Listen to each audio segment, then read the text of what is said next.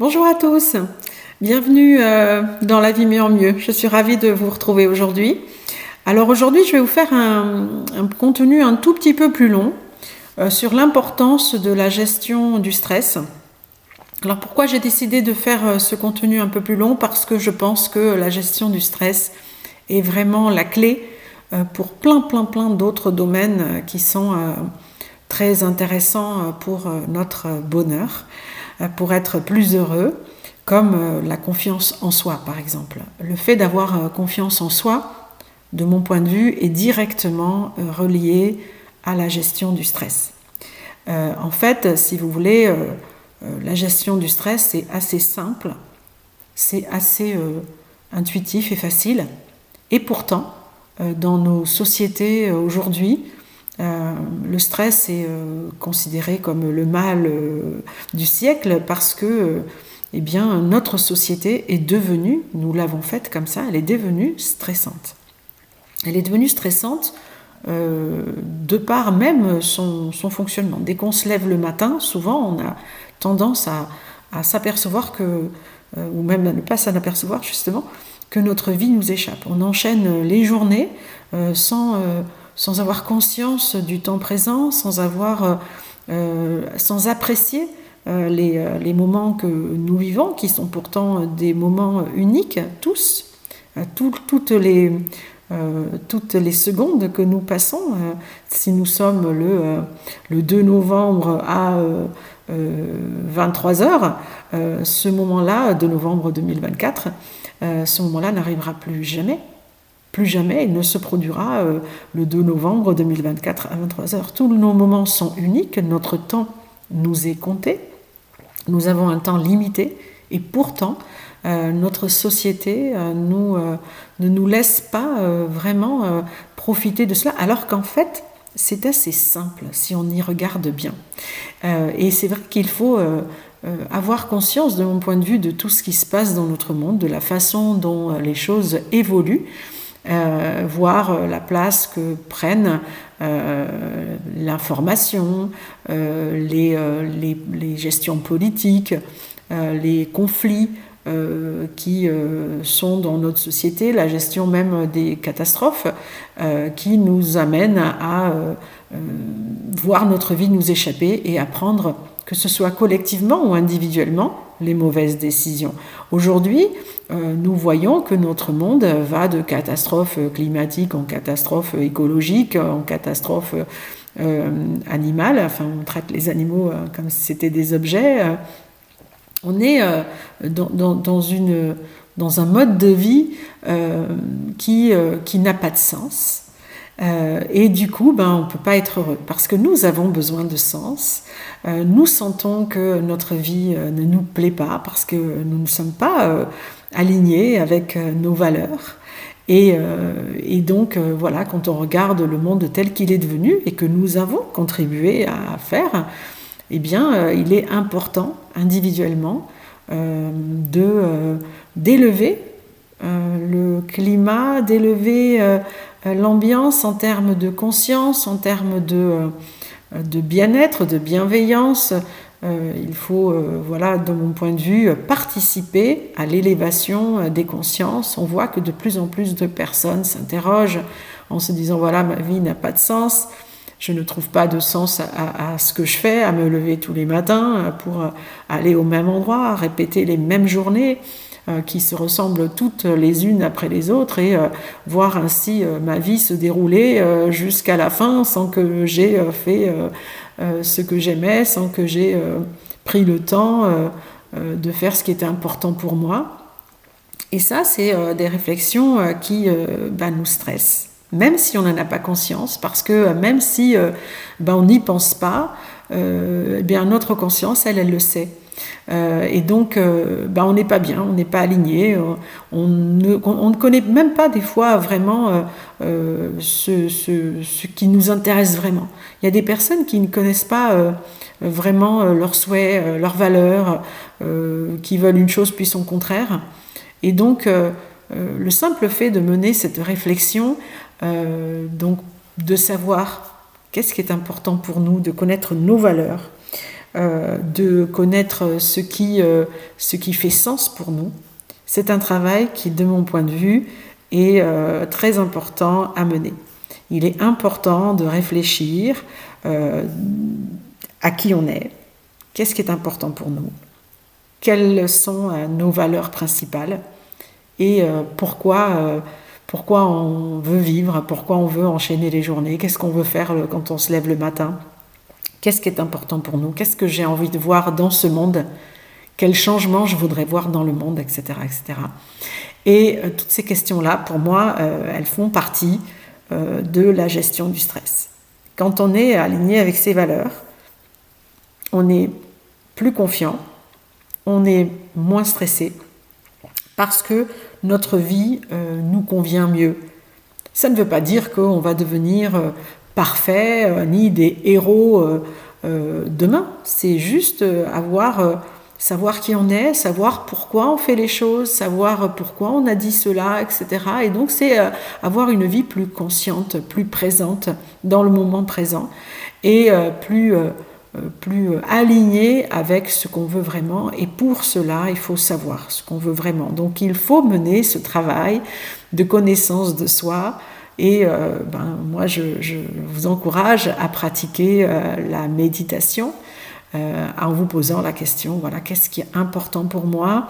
Il existe des outils, je vous les partagerai bientôt. Enfin, il existe des outils pour, par exemple, mesurer si notre valeur principale c'est la famille, ou est-ce que c'est le travail, ou est-ce que c'est les activités, enfin, pour mener certaines réflexions sur qu'est-ce qui est important pour nous et d'avoir une échelle de valeurs. Qu'est-ce qui est le plus important pour nous? Qu'est-ce qu'on sacrifierait au reste?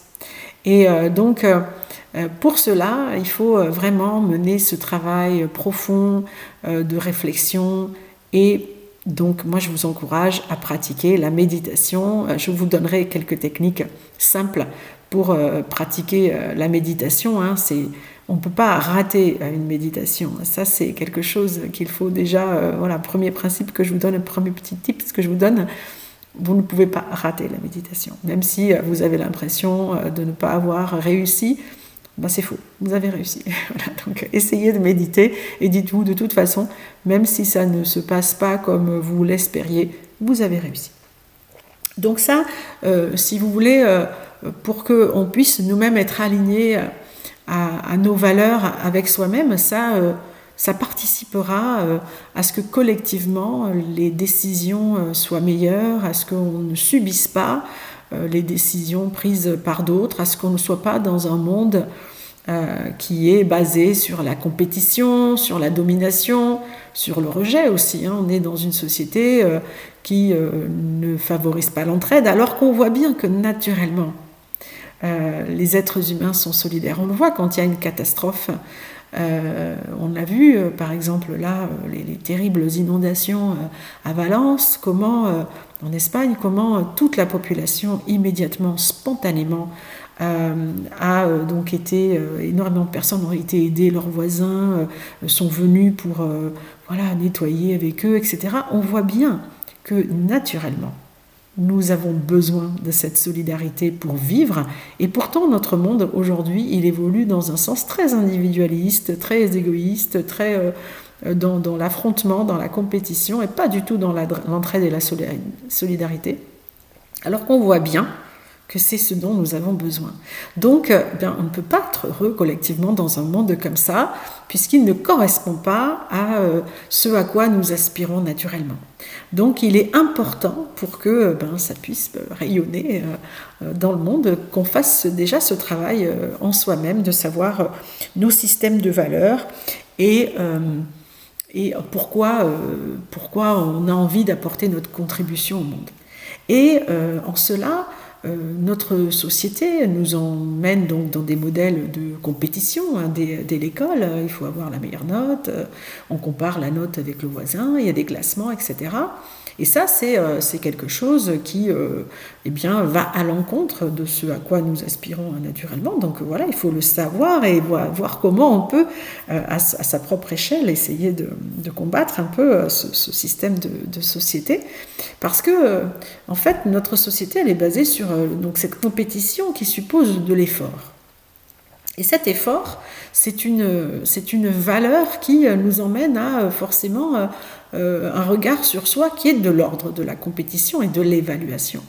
Et si on regarde bien la nature, les arbres, ils ne sont pas en compétition les uns avec les autres.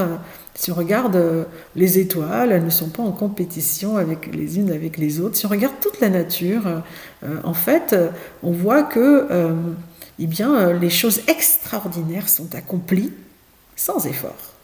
Chacun fait ce qu'il a à faire et cette notion de l'effort, elle nous amène à des objectifs à court terme qui, pareil, ne peuvent pas donner beaucoup de sens à notre vie.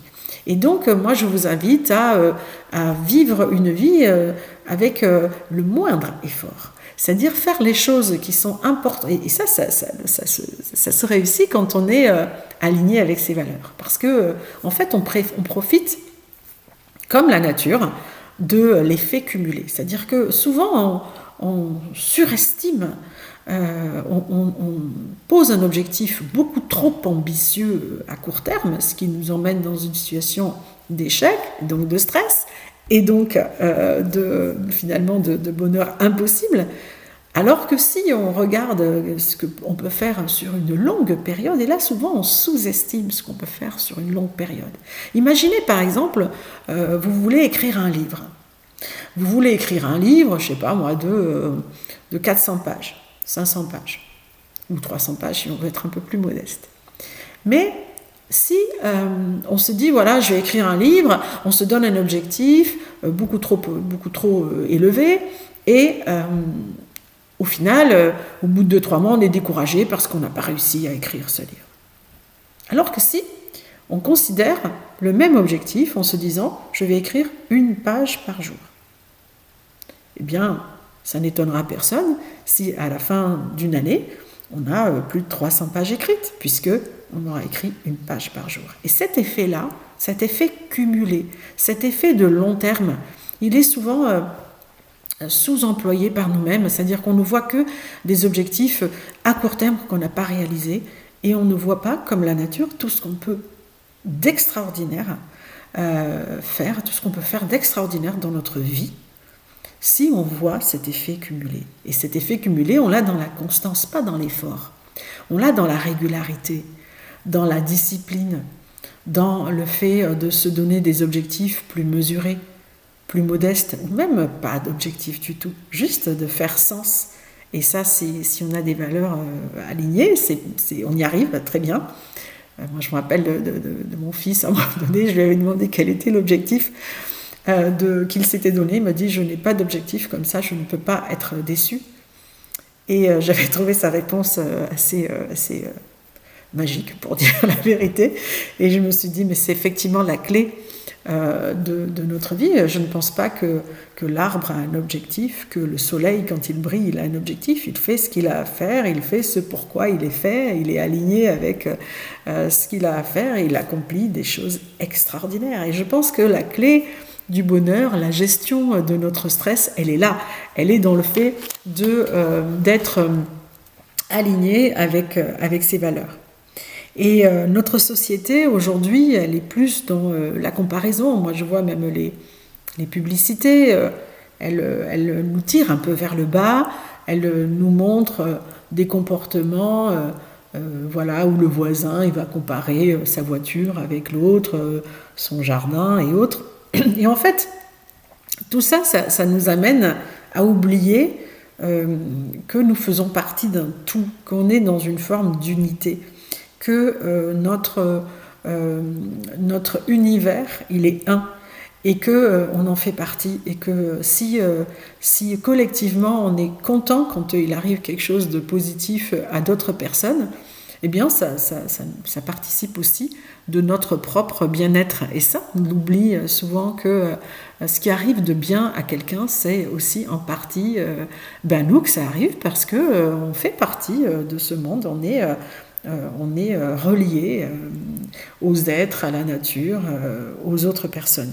Et ça, je pense que c'est important donc de faire ce travail, de savoir quelles sont nos valeurs pour être aligné avec cela, pour faire ce qu'on a à faire sans se donner d'objectifs qui va nous mettre une pression importante, qui va nous permettre de ne pas être dans la confusion de ce que veulent les autres pour nous, mais de savoir vraiment ce à quoi nous, on aspire.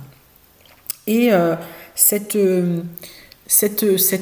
façon de voir d'une façon globale, elle est aussi, si vous voulez, garante de notre santé. Parce que quand on est stressé, on l'a vu, je vous l'ai dit dans des précédentes vidéos, notre système immunitaire en est affecté.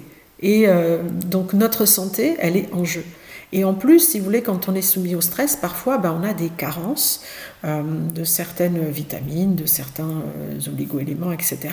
Et donc notre stress, il va générer quelque chose qui va nous nuire sur le long terme, c'est-à-dire développer des maladies chroniques, voire des cancers et autres. Donc il faut vraiment le voir comme quelque chose qu'on fait pour soi. Cette gestion d'examiner, de se comporter de façon qui est alignée avec nos valeurs, et donc de faire ce travail de recherche de quelles sont nos valeurs, ça va au-delà de nous apporter un confort au quotidien, ça va nous aider aussi à avoir une meilleure santé. Et ça aussi, pour le bonheur, c'est des choses qui sont primordiales. On ne peut pas avoir une vie heureuse si on n'est pas en bonne santé. Et donc nos pensées en font partie. Donc je conseille souvent de vraiment partir de l'examen de nos pensées. Parce que ça va démarrer avec nos pensées.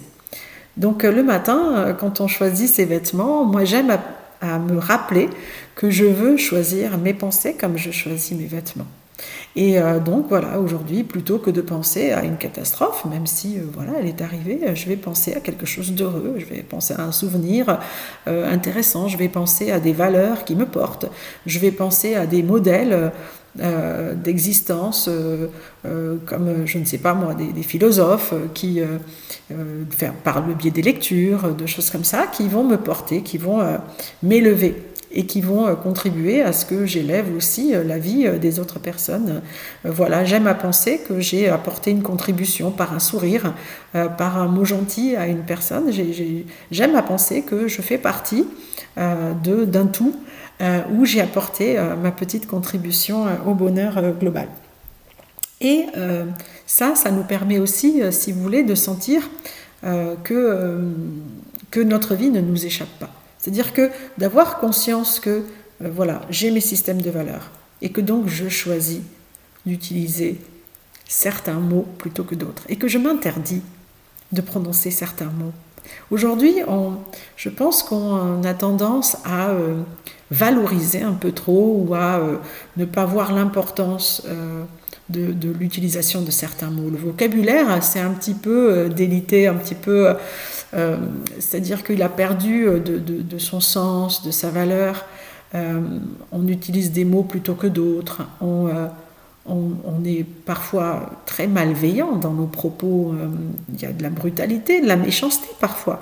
Et déjà, il faut se l'interdire. Parce que même si vous dites quelque chose de désagréable à une personne, cette personne, bien sûr, elle va en être affectée. C'est impossible de ne pas être affecté par les mots des autres, mais vous aussi, vous en serez affecté. C'est-à-dire que quand vous dites quelque chose de méchant à une personne, votre cerveau, il l'entend. Et votre mental, il l'entend. Et il l'entend tout autant que l'autre personne. Et même si vous avez tendance à penser que le mot, il appartient à l'autre, mais en fait, pas du tout, il vous appartient. Et même, je dirais que parfois, peut-être, il vous appartient même plus qu'à l'autre, parce que si ça se trouve, ça vous affectera à vous plus qu'à l'autre. C'est-à-dire que moi, qui ai travaillé sur la communication non violente et le fait de comprendre que quand une personne est méchante avec moi, c'est qu'elle a un problème, eh bien, je pense que au final, elle est plus affectée que moi sur le long terme, sur sa santé, que moi, de par les mots qu'elle aura employés. Parce que j'ai fait ce travail-là.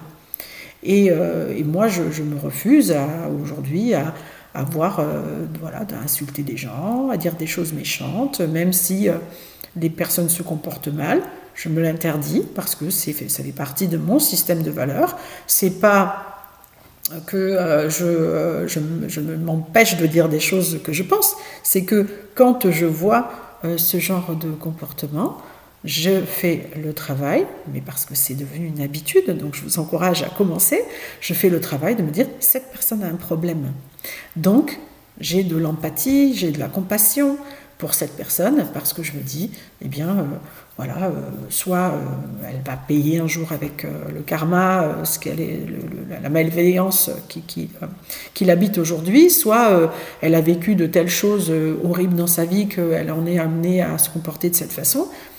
Quoi qu'il en soit, je suis beaucoup moins affectée, je pense, que cette personne-là. Donc, vous-même, essayez d'élever ce monde, d'apporter plus de bienveillance, plus de gentillesse, plus de bonheur. Et en fait, ça rayonnera sur vous. Vous vous sentirez mieux, vous vous sentirez plus heureux. Et en fait, vous faites du bien à vous. Quand vous prenez quelqu'un dans les bras pour la réconforter, bien sûr, vous apportez un soulagement à cette personne dans la difficulté qu'elle traverse, mais vous vous faites du bien à vous aussi. Et donc, c'est pour ça que cette unité de ce lien entre tous les êtres humains, mais même au-delà, toute la vie sur cette planète, dans cet univers, voilà, moi j'aimerais, mon objectif de vie, c'est j'aimerais que tout le monde ait conscience de ce lien qu'on a les uns avec les autres et donc participe à un monde meilleur. Ça a l'air cucul-à-praline quand on dit comme ça, mais je pense que la gentillesse, c'est une belle valeur, c'est une belle qualité qu'on a souvent moquée. On utilise ce mot pour se moquer de certaines personnes, ils sont gentils, mais la gentillesse, c'est une force. C'est une force incroyable et ça suscite beaucoup plus d'admiration, je pense, que de voir quelqu'un se mettre en colère, que de voir quelqu'un être agressif, de voir une personne qui arrive à être gentille, même quand les personnes ne le sont pas avec elle. C'est quand même une force incroyable. Ça veut dire que quoi qu'il arrive, quoi qu'il se passe à l'extérieur de nous, nous, on restera avec notre cap et qu'on n'en sera pas dévié. Mais c'est énorme, c'est comme une montagne. Donc, soyez fiers de vous, soyez fiers de ce que vous faites au quotidien, soyez bienveillants avec les autres de façon consciente. Le matin, choisissez quoi qu'il arrive, même si ça ne se passe pas comme on voulait, même si la vie est dure et qu'on affronte des choses. Mais justement, c'est l'occasion, c'est là où on peut tester cette résistance à ce qui se passe dans notre vie. Parfois, on a des blocages, parfois on a des choses qui... on a des peurs, on a des phobies, etc. Et en fait, le moyen d'arriver à traverser ça, c'est justement d'être confronté à ça et de s'en sortir quand même. C'est facile d'être heureux quand le soleil brille et quand tout va bien dans notre vie. Mais le vrai défi, la vraie réussite, c'est d'arriver à être tout aussi heureux quand le temps est maussade, quand il y a du vent, quand on a des difficultés financières, quand tout se passe mal en apparence et qu'on est quand même là, debout, prêt à entrer en résistance par rapport à la morosité, par rapport au pessimisme, et que nous, on est là, fiers de ce qu'on apporte au monde. Eh bien ça, c'est une grande valeur. Donc pensez-y, c'est pensez-y le matin quand vous vous levez à gérer ce stress. Mais pour cela, je vous encourage à faire un vrai travail de recherche de vos valeurs. Parce que, si vous voulez, ces valeurs-là, alors je vous donnerai les outils, parce que ces valeurs-là vous aideront à faire que ce travail soit simple, à ce que ce travail soit plein d'énergie pour vous. Il va vous énergiser, parce que vous aurez compris qui vous êtes, pourquoi vous le faites, et surtout ce que vous ne faites pas. Parfois, il est plus facile de se dire, ben voilà, je ne dirai plus de gros mots. Aujourd'hui, ça amuse les personnes de dire des vulgarités, des gros mots, etc. Mais je pense que c'est facile de dire des gros mots. C'est bien plus difficile de dire le mot adéquat. Et je trouve que de faire des choses difficiles, de faire des choses qui ne sont pas données à tous, ça élève, ça montre que c'est possible, ça montre qu'on ne cède pas à la facilité, et ça donne un exemple aux gens qui sont autour de nous. Donc moi je vous encourage à cela, à décider que certains mots vous ne les ferez plus, certains mots vous ne les prononcerez plus, certaines choses faciles qu'on dit comme ça quand on est en voiture et puis qu'on voit quelqu'un se déboîter et ah, connard. Eh bien non, voilà. Ça c'est une décision qu'on peut prendre, qu'on a conscience de soi. Après il ne faut pas non plus être trop dur avec soi-même quand on n'y arrive pas. Voilà, il faut voir ça comme une progression, mais sur le long terme, quand on prend ce genre de décision, de la même façon que la nature accomplit des merveilles, sur le long terme, nous aussi, on peut accomplir des choses qui peuvent nous étonner. Et ça aide vraiment à la confiance en soi, ça aide à être plus heureux, ça aide à voir la puissance que nous avons, quel être puissant nous sommes. Et ça permet de relativiser, de se sentir plus concerné par le monde, d'avoir moins le sentiment que la vie nous échappe et d'avoir moins de soumission au stress. Et c'est pour ça que je voulais faire cette vidéo, pour vous parler de tout ça. Et pour y arriver, donc je vous dis, le matin, prendre cette décision consciente de choix de nos pensées, c'est des habitudes à prendre, et après on n'a plus besoin de se forcer une fois que l'habitude elle est là. Ensuite il y a aussi quand vous mangez, de manger en ayant conscience de ce que vous mangez. Ça permet d'avoir moins d'alimentation transformée, c'est-à-dire c'est plus agréable de manger une pomme, une orange, une banane, en se disant tiens, je mange un fruit, en examinant sa texture, en réfléchissant à sa température, à son goût, à sa vue, c'est-à-dire à son image visuelle, en la regardant bien, en l'observant bien, en la regardant sous toutes ses aspérités, ses coutures, et donc du coup ça permet d'être plus consciente. Pareil pour ses vêtements. Ayez conscience des vêtements que vous portez, ayez une pensée pour les personnes qui ont fabriqué ces vêtements, et choisissez une garde-robe que vous aimez, qui vous ressemble, et pas uniquement parce que c'est la mode, parce qu'il faut acheter tel vêtement parce qu'il est cher, ou parce que j'ai vu quelqu'un qui le portait, etc. Même si, bien sûr, il vaut mieux porter des vêtements qu'on aime, même si on les a vus précédemment chez quelqu'un, mais pas dans un objectif de comparaison ou de compétition, juste parce qu'il me plaît, parce que je me sens bien. Et d'ailleurs, il y a des chaînes YouTube, comme la chaîne Is Now Good, qui porte un petit peu ces valeurs-là de bien-être par les vêtements. Donc la consommation des aliments qui nous ressemblent, la consommation des aliments avec lesquels on est en paix, C'est-à-dire c'est bien plus facile d'être en paix avec des fruits, des légumes sains, bio, que de manger des chips, voilà, je pense. Hein. Donc, soyez fiers tout le temps de ce que vous mangez, des vêtements que vous portez et de tous les choix que vous faites. Quand vous achetez quelque chose, c'est quelque chose que vous devez faire en conscience.